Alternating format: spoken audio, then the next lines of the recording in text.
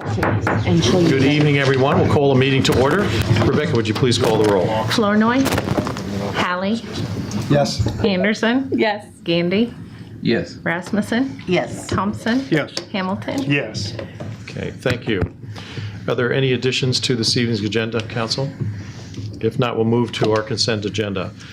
Before I read the different items, the January finance report we will not include in this agenda. It'll be ready for our next meeting. So we'll move to the approval of minutes from the January 22nd council meeting. Approval of the January 26th payroll of $117,119.36. Approval of the USDA Step 1 debt in the amount of $12,975. Approval of CoBank interim financing debt of $461.41. We have approval of the Wayfinding Commission minutes. We have a resolution of employment in the street department for Brian Stever.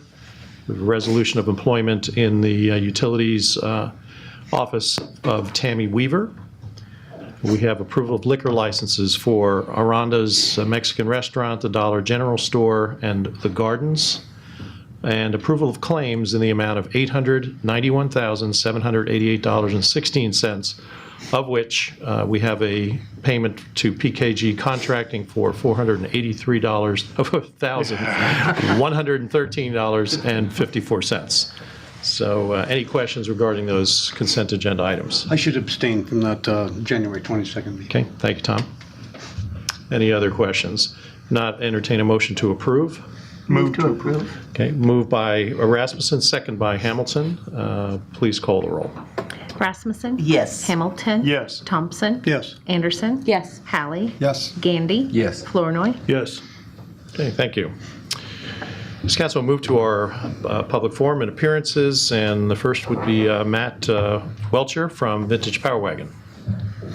Good evening, Matt. Good evening. How's everybody this evening? Good, thank you. Good, good. I'm here behalf on Vintage Power Wagons and the Vintage Power Wagon Rally. This year's our 31st rally. I'd really like to start off by thanking everyone last year for the outpouring of support and everything that we got for our 30th. It was a huge event. It went over without a hitch.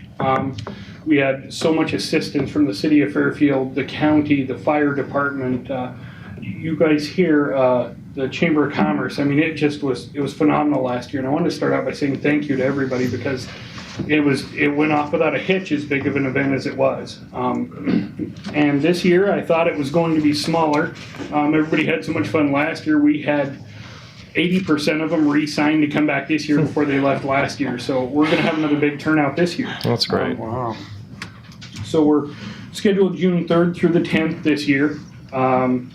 With our early arrivers, Sunday, Monday, Tuesday, Wednesday through Saturday are our big events. Saturday is our annual parade and truck show on the square.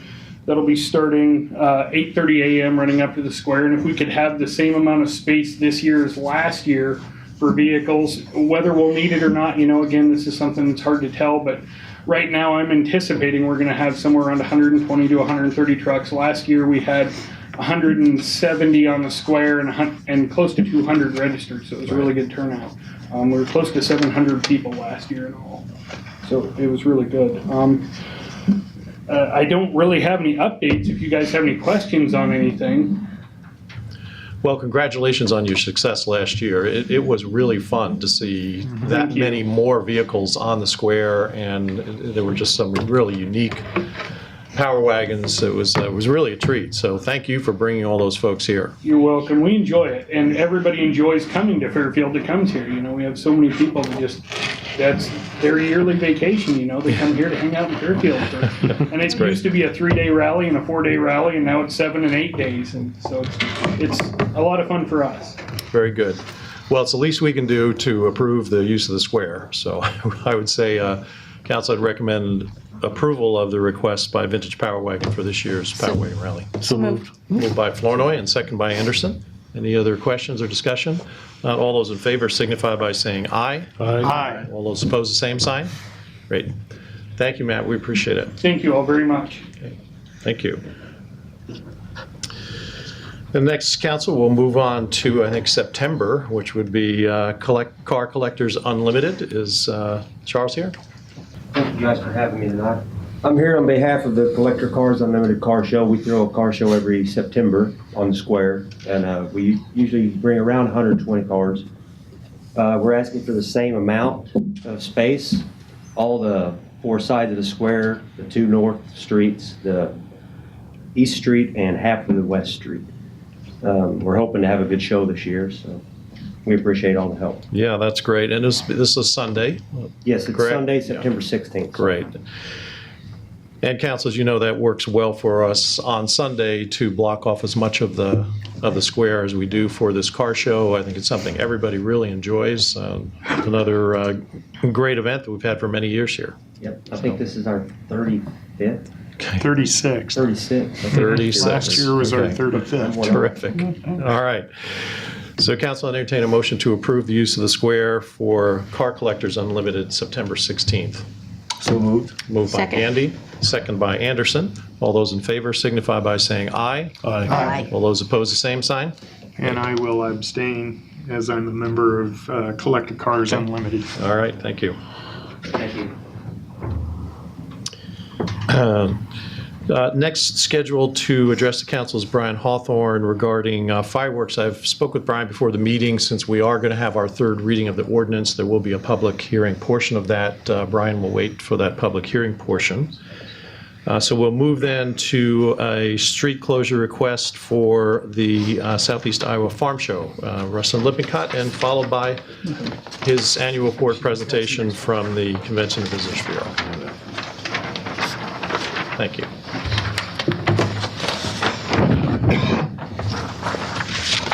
Thank you.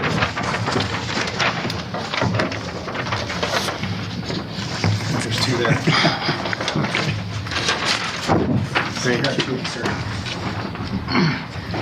So I'm, excuse me, thank you for having me. I'm representing the Southeast Iowa Farm Show, and I'll introduce our new event manager. Well, she's not so new anymore. She's been here since October. So this is Rachel Anderson.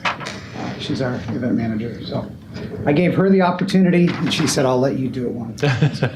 So anyway, I'm here to request the street closure of Main Street in front of the Convention Center from Thursday evening until Saturday late afternoon. There's 2 different maps. Rachel created it. I thought they were both good, so I just started doing both. I understand this puts a little bit of a burden on courthouse traffic during on Friday. However, we have farm machinery that is coming to be placed on that street during the day on Friday. So that is my request. Okay. We've done this before, right? Yeah. So, She does really think my tractor's sexy. All right, so your dates, Rustin, then will be March 1st to March 3rd. Correct. Okay, and the request is for one block area. And I'm sure even though there was probably some traffic issues, the courthouse is aware that the show is going to go on again this year. Correct. And Yeah. we'll touch base with them again as far as Yeah. street closures once this. Right, is okay. hopefully- Again, the farm show has been very successful the last few years, and I'm certain will only grow in more and more success, so. It's our 4th year of doing it, so it has grown quite a bit. Great, and it's been a great use of the convention center space. So entertain a motion to approve the request for the street closure for March 1st through 3rd for the Iowa Farm Show. so moved. Second. Moved by Flournoy, second by Anderson. Any discussion? Not all those in favor signify by saying aye. Aye. All those opposed, same sign. Thank you. And now our annual report for the Convention and Visitors Yes. Bureau.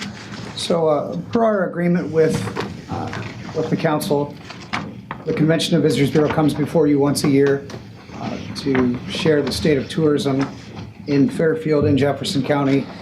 And once again, I'm before you to let you know that tourism continues to grow and continues to be an economic driver for Fairfield and Jefferson County. This year,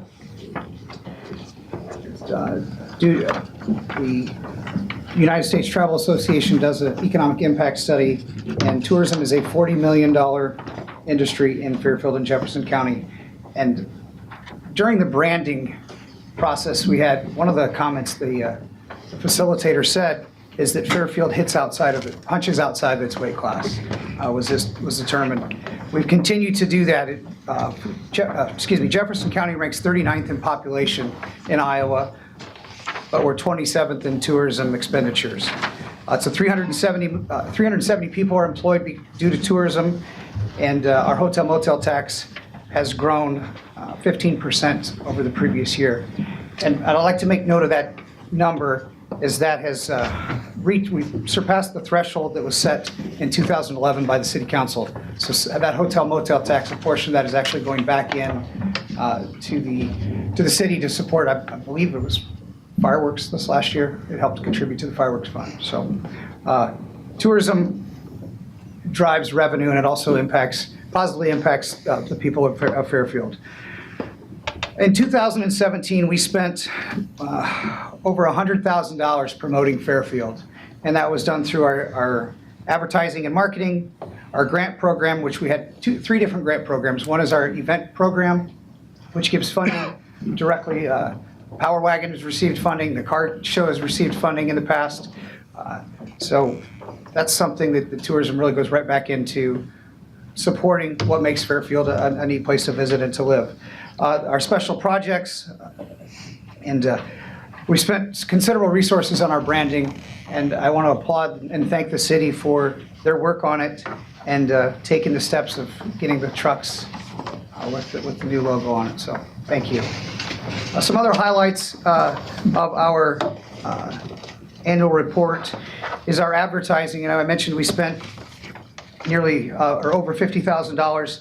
We do that in a variety of ways. We do that through our traditional media, which is our print advertising, and then we're getting more and more aggressive in the social and digital world. And our website, which we will soon be releasing an updated, complete new redesign, has significant traffic, and it continues to increase in visits to the website.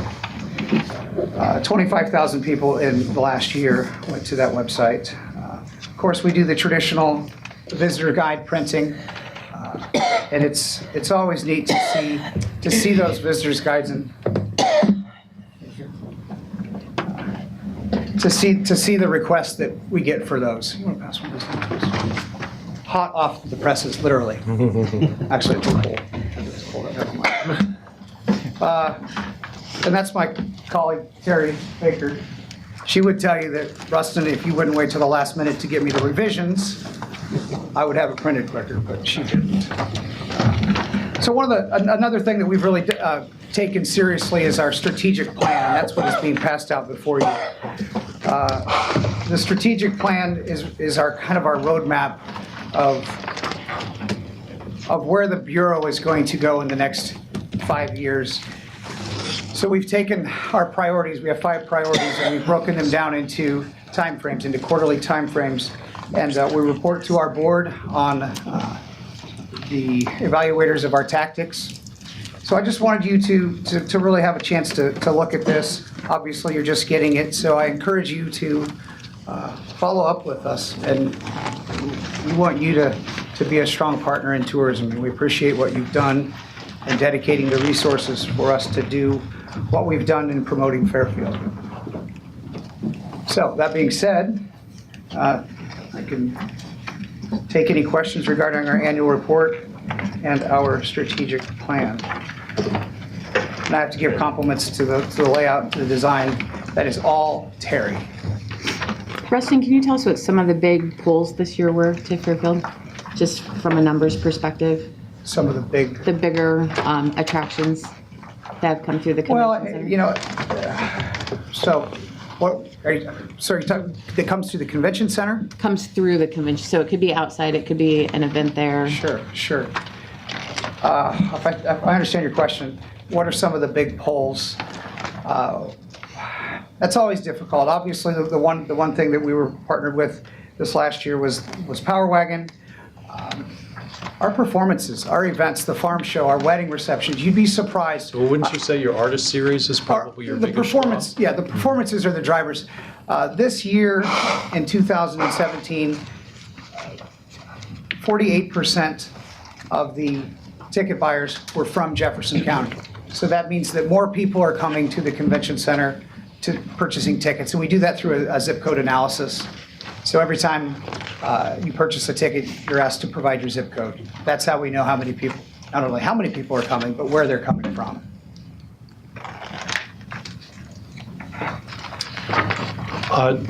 And this could be for Terry also, the question, but do you survey, even just anecdotally, your retailers and your restaurants for the same type of information about who's coming, It's a who's great shopping and question. dining? And that's one of our priorities, or one of our tactics in our strategic plan. The last time we did this was in 2008 or 9. And we did a zip code analysis on a Power Wagon weekend and an art walk, correct? Yes, all things Italian.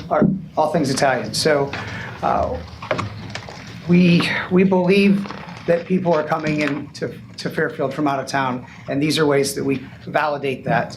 And we're, as I said, it's one of our plan, it's one of our tactics for the plan moving forward. Okay. Thank you. Well, very impressive strategic plan. I look forward to going through this. And certainly, you know, with a lot of things that have been accomplished over the last 5 or 6 years, and now really focusing post-branding on a lot of the things that we learned through that process to strengthen the downtown and to strengthen the way that we reach some of our potential customers in tourism is all reflected in here, something I look forward to seeing the results on. And again, we'd be happy to meet with you individually or come before the council again if there's any questions about the plan. Thanks. Yeah, the one thing I would mention from a budgeting standpoint, if you're going through that with your board, when we had our work session in January, some of the things that we talked about as far as making a contribution to the downtown with the streetlights, we're hoping that can also be something that's shared with CVB as well. Yeah, we, that discussion really started on our end on the branding efforts. Yeah. And if you want to see it, if you want to see the change, you've got to have a seat at the table. And we recognize that, which is why we did the branding, and then also we're heavily involved in the wayfinding. So Great. I see that moving forward. Thank you. Council, any questions for Rustin or Terry? If not, congratulations on another good year. Thank you very much for everything that you do, and I'll entertain a motion to approve the annual report. So moved. Moved by Gandy, second by Flournoy. Any discussion? Not all those in favor signify by saying aye. Aye. All those opposed, the same sign. Okay, thank you. The council will move to our resolutions, action items, and ordinances. The first is accepting a right-of-way for the West Tyler Avenue extension. And Matt, Frenchman, if you could come up, is there anything that council needs to know that no, we don't already about? So this is The for the project. Tyler Street Extension Project. The land is currently owned by FIDA. FIDA has been willing to donate the land to the city in order to extend the road, the sewer, and the water main. So pretty straightforward. Okay, thank you. And then just before we go on to the next piece of business, the temporary construction easement is So different in that. One of the main things with that is we're trying to help traffic flow through traffics, and we're utilizing a TIF to pay for the project. So by constructing a driveway and the grading that's needed, we can get 2 entrances into the traffic device facility to alleviate some of the traffic flow issues that they currently have just from loading and unloading. Okay, great. Thank you, Matt. So we'll take care of those 2 pieces of business, and we'll have you up here for the engineering services agreement. So the first would be accepting a right-of-way, a deed for the Tyler Avenue extension. Entertain a motion to approve. Move to approve. Moved by Hamilton, Second. second by Flournoy. Any discussion? Not, please call the roll. Hamilton. Yes. Flournoy. Yes. Anderson. Yes. Thompson. Yes. Gandy. Yes. Hallie. Yes. Rasmussen. Yes. Okay. And then the following item of business would be to accept a temporary construction easement for the construction period of the Tyler extension. So moved. Moved by Thompson and second by Anderson. Any discussion? Not, please call the roll. Thompson. Yes. Anderson. Yes. Flournoy. Yes. Gandy. Yes. Hallie. Yes. Rasmussen. Yes. Hamilton. Yes. Okay. Thank you. Next, council will move on to engineering services agreement with French Reniker for Adams Avenue reconstruction. Matt, if you could give us background on that project, please. What we have tonight is the next phase of Adams Street. This one will start at D Street and go east approximately 800 feet to tie into the current project that you have under contract with Drish Construction, what will be taking place this spring. We're anticipating putting the plans on file in May, which would facilitate a late summer, early fall construction period. We do anticipate having similar utility issues as we had on the first phase. We've already contacted Alliance and all the other utility companies to just make them aware that this project is coming so that they can speed up the relocating their utilities. The design set portion of the contract is for $14,500. The engineering during construction and construction observation is for $21,000. And again, we anticipate the project being complete by the end of fall. Okay. Okay, thank you, Matt. So, council, you're being asked to approve the engineering services agreement with French Reniker, and the total of those two projects would be, two elements of the project would be $35,500. So entertain a motion to approve. Move to approve. Okay, moved by Hamilton, second by Rasmussen. Any discussion? Not, please call the roll. Hamilton. Yes. Rasmussen. Yes. Anderson. Yes. Gandy. Yes. Hallie. Yes. Flournoy. Yes. Thompson. Yes. Great, thank you. I think council will set a public hearing for our next meeting, February 26th, for the plans, specifications, and engineer's estimate for the Tyler Avenue extension. So entertain a motion to set February 26th for the public hearing. So moved. Moved by Anderson. Second. Second by Gandy. Discussion? And all those in favor signify by saying aye. Aye. All those opposed, the same sign? Okay, thank you.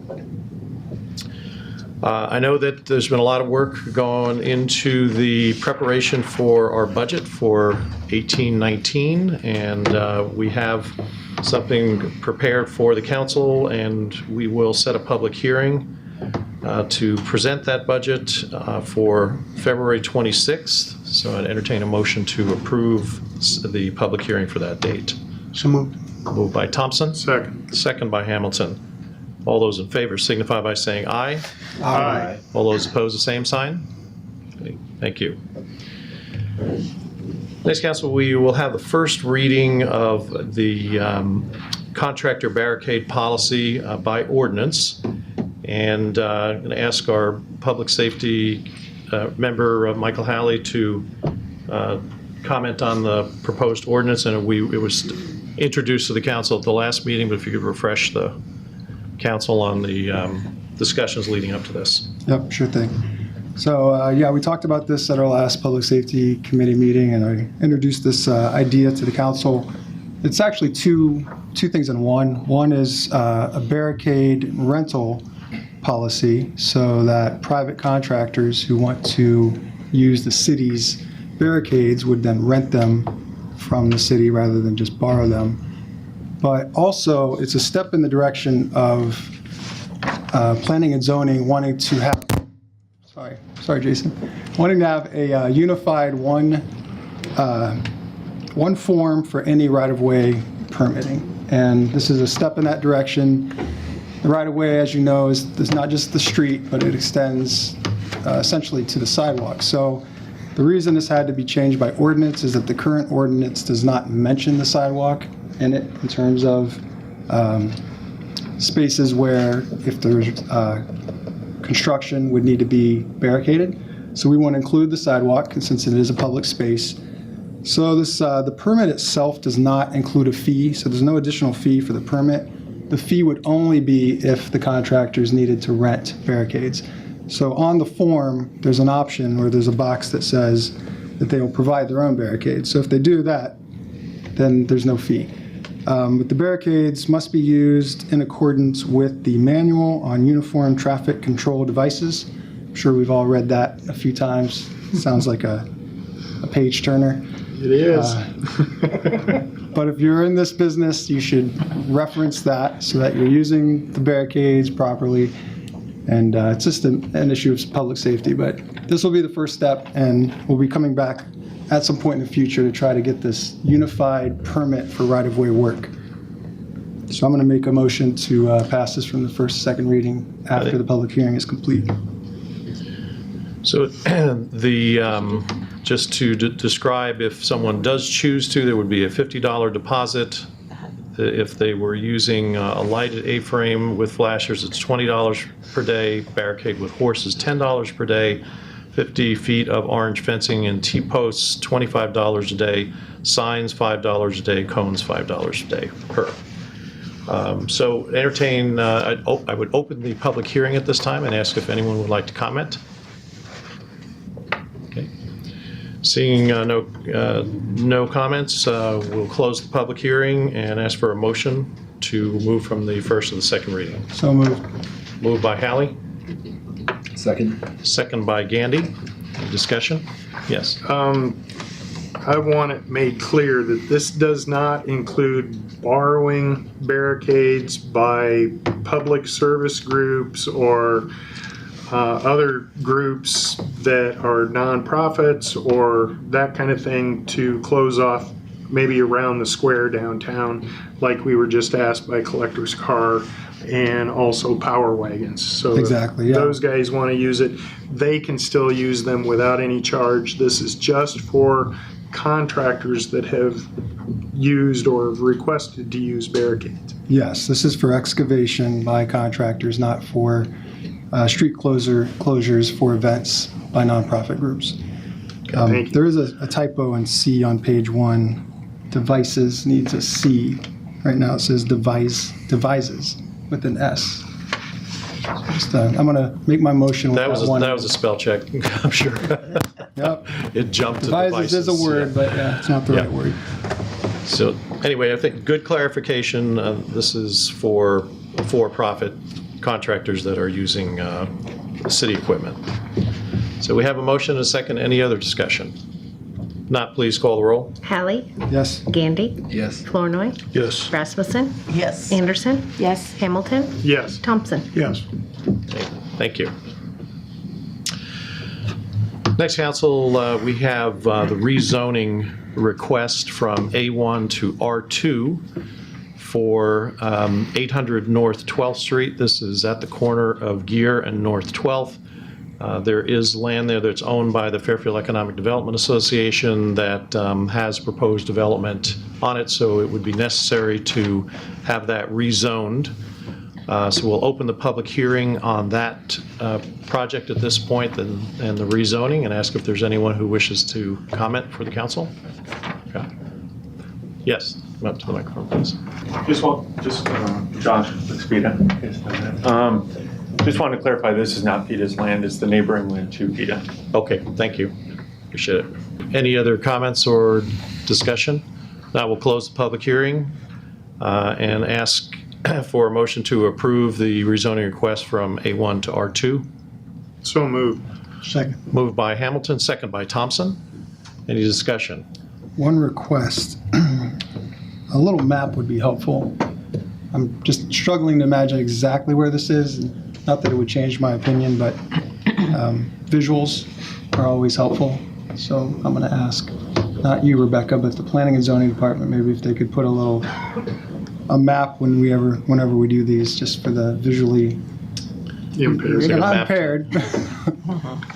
Challenge. 800 North 12th Street is where the house burned down. That's where it's at. Thank you. That's all I needed. Okay. I guess I don't need a map I see. after all. Yeah. Then that new house is placed. Yep, where that new house is already there and set. All right. There you Okay, that thanks for all the you clarification. go. Now I know what we're talking Yeah. about. Good to go. Okay, thank you. Yep. Thank you. Okay, any other discussion? If not, please call the roll. Hamilton. Yes. Thompson. Yes. Anderson. Yes. Flournoy. Yes. Gandy. Yes. Hallie. Yes. Rasmussen. Yes. Okay.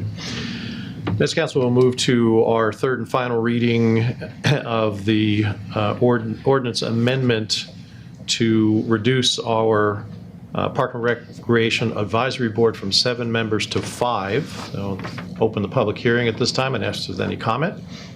Seeing none, we'll close the public hearing. Entertain a motion to approve the final reading of the ordinance. So moved. Moved by Anderson, Second. second by Gandy. All those in favor signify by saying aye. Aye. All those opposed, the same sign. Thank you. And we have the final reading, third and final reading of our fireworks ordinance. And we know we do have someone from the public who would like to speak to the ordinance, so I'll invite Brian Hawthorne now. Thank you. Hi, Council. So I noticed a couple of weeks ago that you were looking at the fireworks ordinance. And when I was looking at it, I kind of felt that we went to 2 different extremes. We went from 8 days down to 1 day with this. And I started calling some of you and talking, and I just wanted to show my support that to ask to have this table tonight. A couple of my points that I've talked about were the fireworks stands in Fairfield do support local families, and that having it cut down from 8 days down to 1 day, I feel that people would not be interested in purchasing as many fireworks as they did before, which could also hurt the economy, for those families, and then also for the businesses too. Also, with it being 1 day, I would like to cite a safety factor. I myself have shot for the JCs here in town before, and then I also went out to California and I shot professionally for 2 years out there. I know what goes into a show. It's very intensive and trying to get everything put together and have it go off right. And even in that short amount of time that the professionals have to do it, there are so many things that could still go wrong. And I feel that if people have a one little window to shoot off all the fireworks, they're not going to be really looking at their safety factors with it. They're going to just be tying them together and sending them all up, and it's just going to create a really hectic time period within those couple of hours. So I think extending it to a couple of days would give them time to be able to plan out their stuff better and be able to be safer with it. I'm in agreement that the 8 days is too long, but I think 1 day is not long enough. I would personally like to see maybe a 3-day time period that these could be fired over.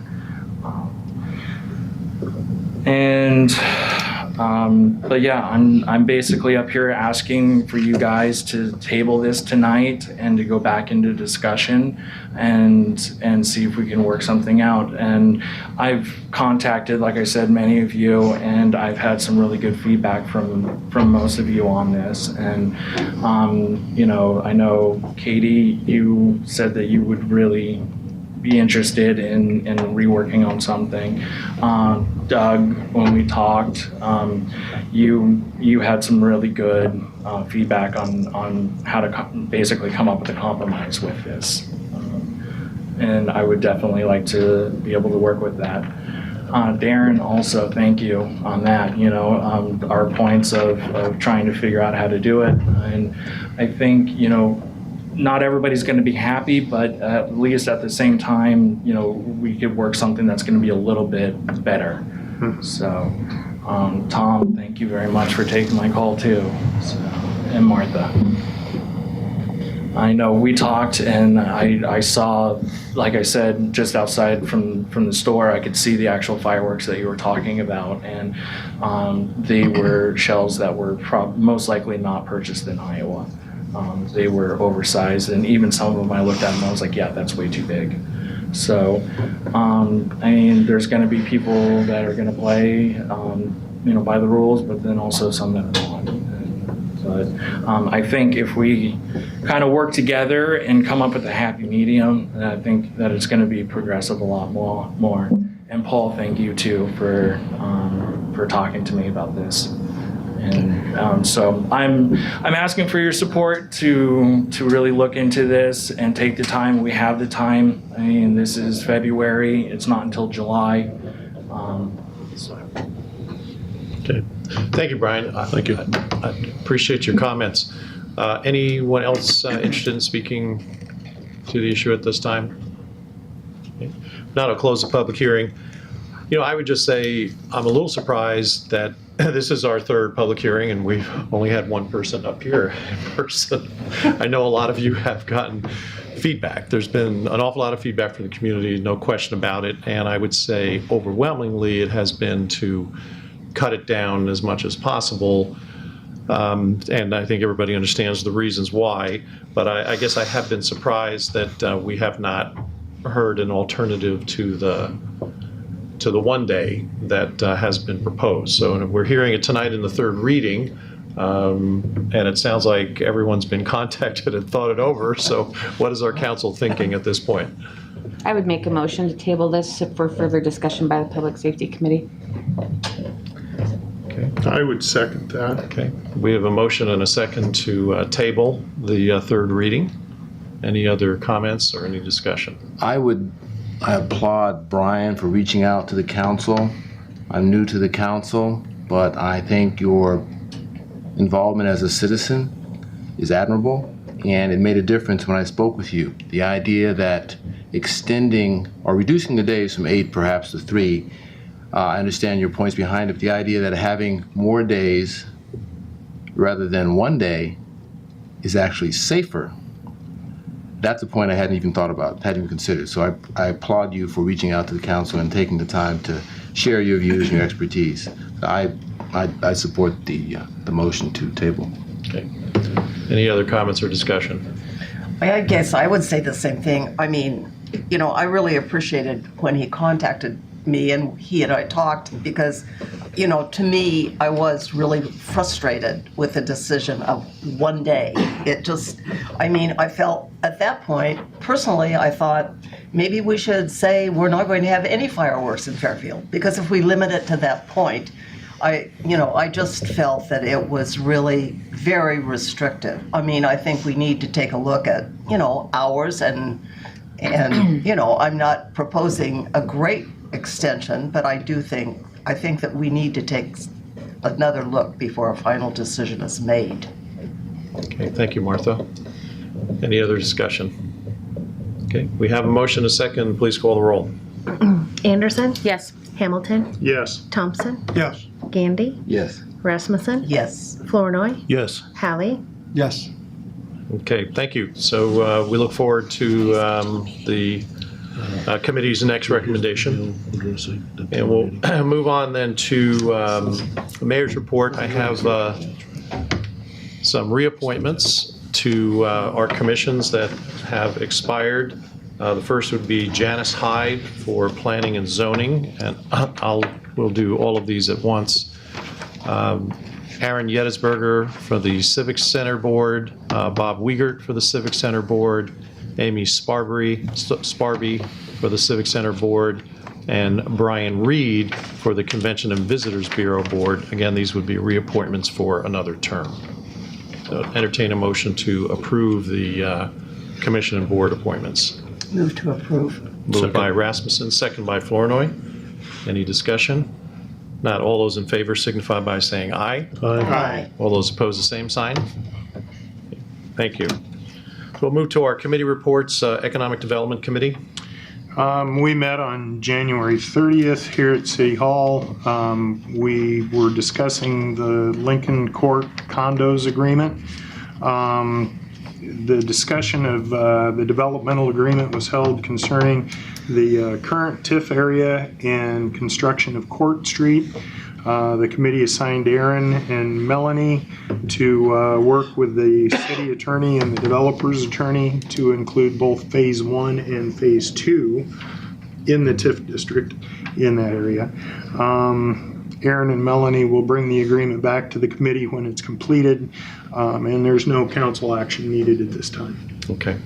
Thank you for your report. Ways and Means Committee.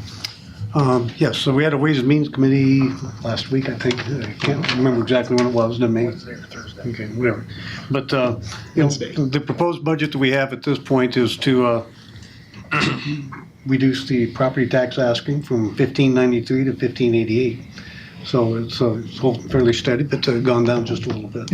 Okay, and that's good in face of the revenues that we lost in the process too, Tom. So I know that the department heads and our new city clerk and new city administrator have worked hard to pull that all together along with the They did a department tremendous heads. job in putting it all together, with all the things. Great.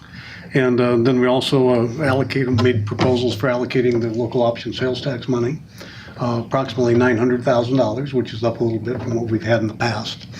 And the recommendations are in the minutes that we had there.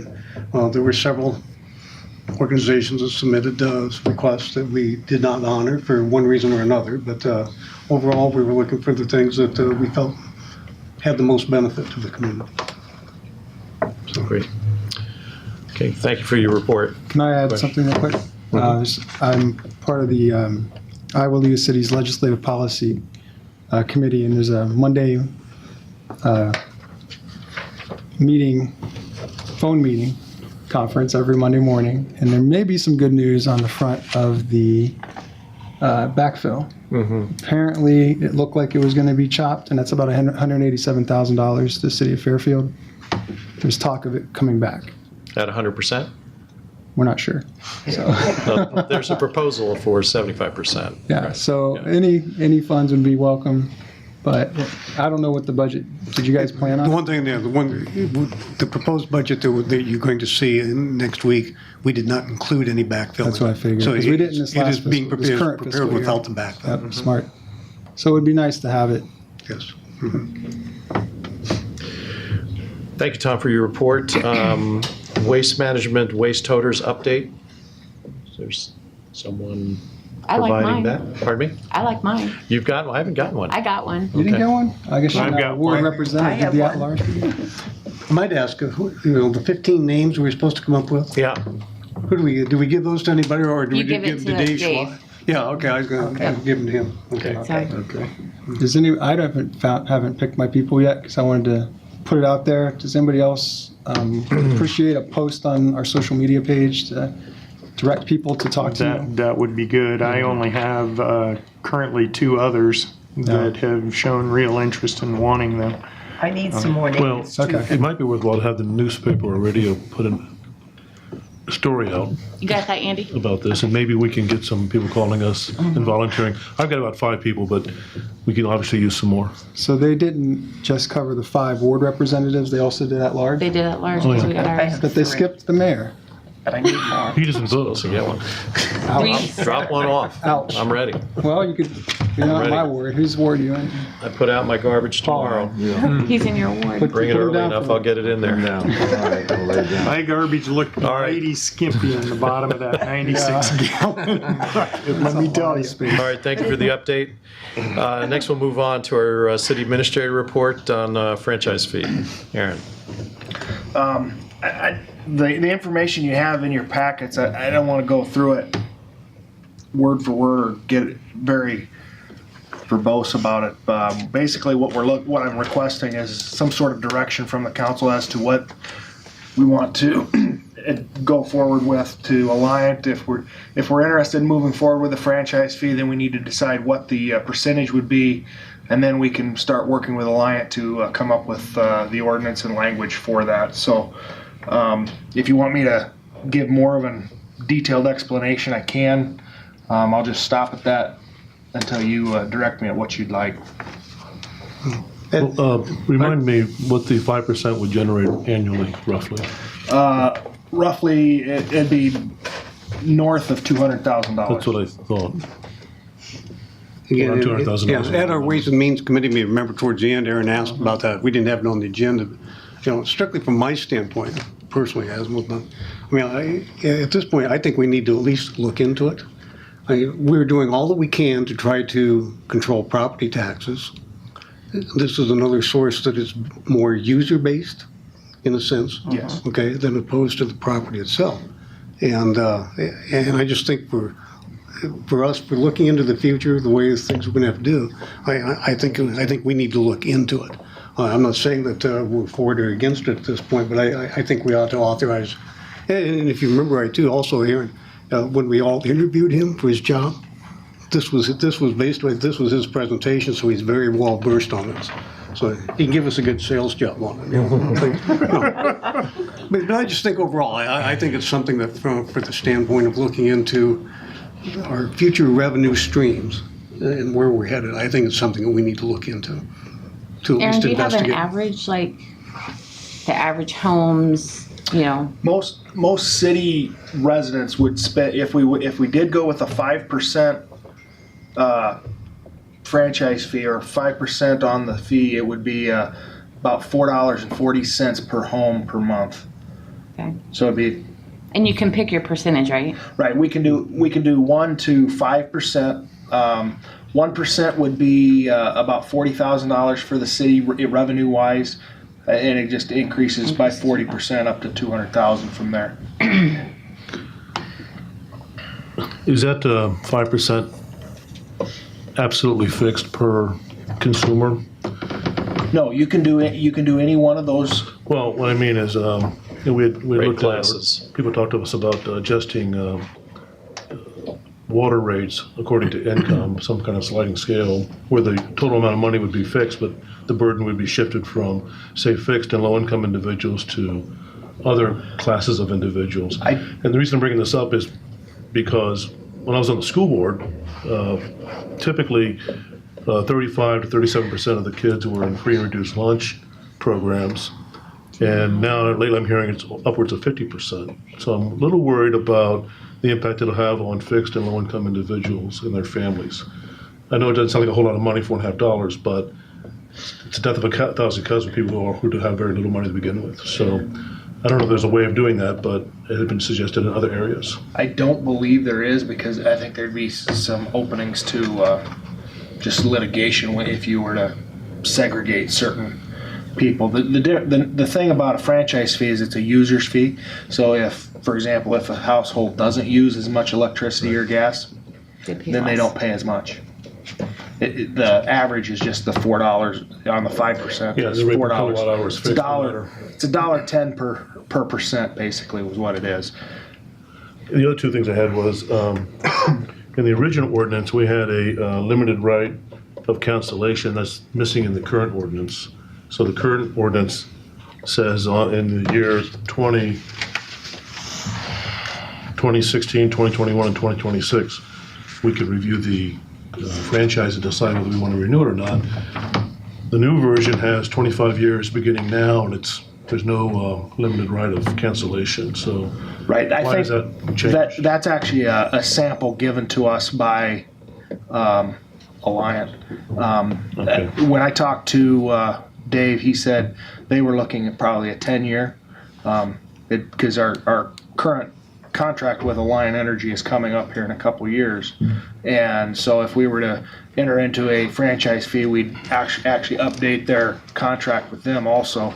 So it would be for 10 years, and then it would be renewable at that So point. this is not a suggested ordinance, this is No, just a template. that's a template, yes. So there's another provision in there about who's going to pay for installation of meters and what have you. And that's also not in this version, but it is in our current version. Correct. So Yeah. I'd like to put those things back in. Okay. In the final version, if we do address it. I guess from my standpoint, at least this, unless the council, well, let's just put it to vote. I mean, I'd like to make a motion, we at least investigate it. I'll To second pursue it. because I think it's a very good idea. I think we should pursue it. Okay. Moved by Thompson, second by Rasmussen to dive into and look into a firm proposal for a franchise fee. Okay, we have a motion, a second. Any discussion? Not, please call the roll. Thompson, Yes. Rasmussen. Yes. Anderson, Yes. Hallie, Yes. Flournoy, Yes. Gandy, Yes. Hamilton. Yes. Thank you. The one comment I would make, Tom, for Ways and Means, I think in your discussions with this is we can come up with some ways that the usage of the money is going to be targeted within the city That's right, budget. I think that and my would really understanding be is, in helpful. reading this, that is one of the things, in order to do the, pass this, Right. we have to list some of the things we're going to use it for. Yeah, I think so, only because, our review early in the year of the local option sales tax that has been moved into the unobligated reserves is going to free up some additional dollars for us there too. So we don't want to just go revenue for revenue's sake, but we have it targeted to something. No, I mean, yeah, and I think as many of the council are well aware, we have some fairly significant capital purchases that are going to be coming up over the next several years. Yes, we do. Good. Okay, thank you. Good discussion. Appreciate it, Aaron. If there isn't any other business for the council, I'll entertain a motion to adjourn. So moved. Moved by Anderson. Do we get a second over here? Second by Hamilton. All those in favor signify by saying aye. All those opposed, the same sign.